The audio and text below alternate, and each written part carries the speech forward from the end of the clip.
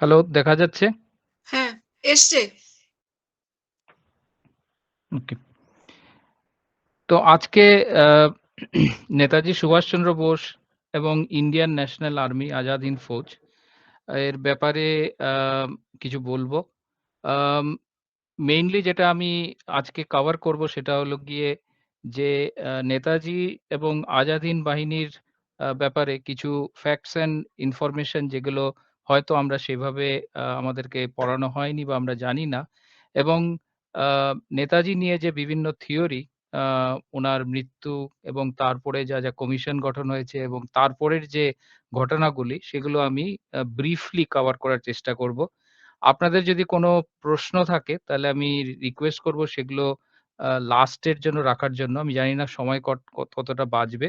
But I can cover all questions and answers towards the end.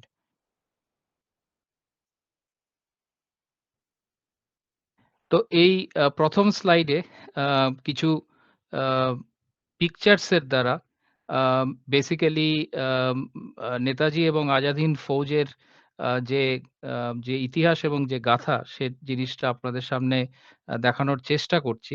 আ ১ম পিকচারে আপনি দেখছেন নেতাজি এবং নেতাজির যে আজাদ হিন্দ ফৌজের ইন্ডিয়ান ন্যাশনাল আর্মির যে ওয়ার ক্যাবিনেট ছিল, আ সেইটার কিছু পিকচারস রানি ঝাঁসি রেজিমেন্ট আ এর এটা হলো গিয়ে নেতাজির মিলিটারি ইউনিফর্মে যে লাস্ট পিকচার সাইগান এয়ারপোর্টে আ যেটা আ পাবলিক ডোমেইন এ রয়েছে সেই আম আ পিকচারটি। Provincial Azad Hind government declares war on Britain and US. তো সেটা 2nd ওয়ার্ল্ড ওয়ারে as part of the axis powers with the help of Japan যখন Indian Azad Hind government war declare করলো সেটা first time it was published in Tokyo English daily এবং সেটার clippings. আমাদের এটা বুঝতে হবে যে আম যে আজাদ হিন্দ যে provincial government of Azad Hind, আরজি হুকুমতে আজাদ হিন্দ যেটাকে বলা হতো, সেটা it was a fully functional government in exile যাদের নিজস্ব টেরিটরি ছিল, জায়গা ছিল। For example Andaman and Nicobar islands এবং সাবসিকুয়েন্টলি আ আ ইন্ডিয়াতেও যখন এসে তারা যুদ্ধ করেছে। তাদের একটা ব্যাংক ছিল, আজাদ হিন্দ ব্যাংক, যার নিজস্ব কারেন্সি ছিল।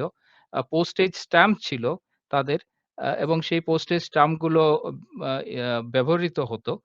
আম তারপরে মণিপুরে মৈরাং কাংলালা তো আপনারা সবাই জানেন, যেখানে ১ম বার ইন্ডিয়ান ট্রাইকালার ফ্ল্যাগ হোয়েস্ট হয়েছিল আ ১৪ই এপ্রিল 1944 এ by captain Shaukat Mallick from Indian National army.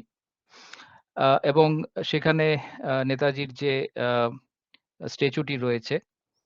আম জাপানিজরা যখন Andaman and Nicobar islands handover করল আম নেতাজি এবং আজাদ হিন্দ ফৌজকে, তখন Netaji was there in Port Blair এবং উনি এসছিলেন এবং উনি আম সেলুলার জেল আন্দামানের সেই জেলেও গেছিলেন।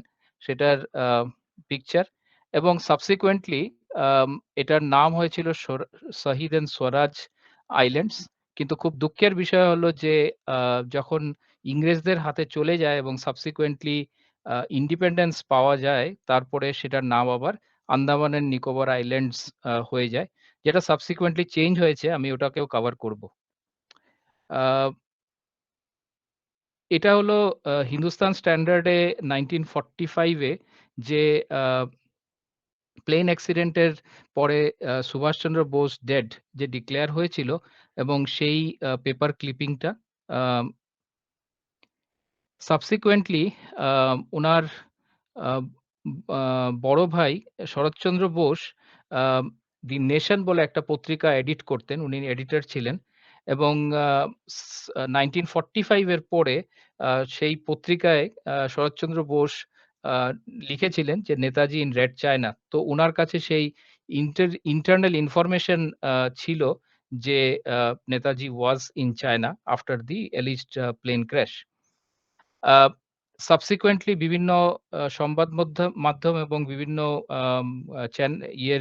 কমিউনিকেশন চ্যানেলের থ্রুতে Bose was in Russia was also reported at different points of time.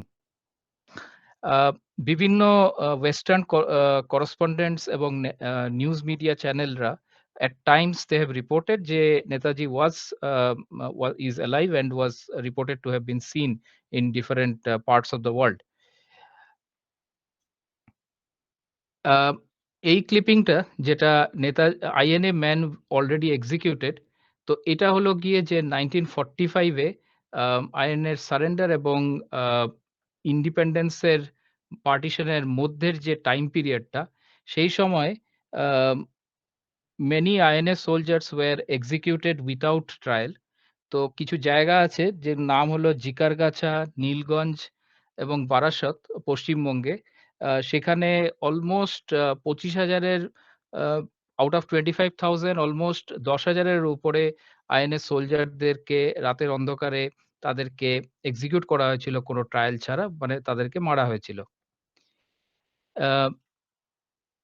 Radhakrishnan, Sarvepalli Radhakrishnan before becoming president of India, উনি এবং ভাইস প্রেসিডেন্ট, হি ওয়াজ অ্যাম্বাসেডর টু রাশিয়া এবং ইউএসএসআর, সোভিয়েত রাশিয়া, এবং উনি নেতাজিকে মস্কোতে উনার সঙ্গে দেখা হয়েছিল, এরকম উইটনেসরা সেই সময় রিপোর্ট করেছিল। আমি বিভিন্ন নেতাজির যে থিওরি আছে সেই থিওরিগুলো কভার করব, এবং তার মধ্যে খুব পাওয়ারফুল একটা থিওরি, সেটা হলো গিয়ে ভগবানজির থিওরি। এবং এই পিকচারটা যেটা আপনারা দেখছেন সেটা হলো গিয়ে আর্টিস্ট ইমাজিনেশন অফ ভগবানজি, কেন ভগবানজির কোনো অফিসিয়াল ফটোগ্রাফ বা পিকচার নেই। এবং এইভাবেই যারা লোকেরা উনার সঙ্গে কথা বলেছেন পর্দার অন্তরালে বা যারা দেখেছেন ওনাকে, তাদের ইমাজিনেশনের উপরে বেস করে এই পিকচারটা।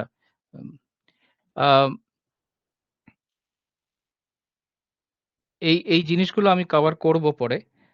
এই পিকচারটা যেটা আমি আপনাকে দেখাচ্ছি সেটা হলো গিয়ে যে ভগবানজির ইউজ করা যে জিনিসপত্রগুলো উনার ডেথের পরে পাওয়া যায়, সেই জিনিসগুলো রামকথা সংগ্রহালয় অযোধ্যাতে, সেই ভগবানজির আর্টিকেলগুলো রয়েছে এখন কনজার্ভড, এবং সেটার মধ্যে বিভিন্ন ধরনের জিনিস যেটা নেতাজি এবং আইএনএ সংক্রান্ত এবং সাবসিকুয়েন্ট পৃথিবীর বিভিন্ন বড় বড় ঘটনা যেগুলো হয়েছে আমাদের দেশকে জুড়ে, related to our country as well as related to other countries in Asia, সেগুলো আমি এত ডিটেলসে যেতে পারবো না, কিন্তু অনেক কিছু ইনফরমেশন ওখানে পাওয়া গেছে। For example, things related to Vietnam war, Bangladesh war, 60 to 65 war, এবং বিভিন্ন মিলিটারি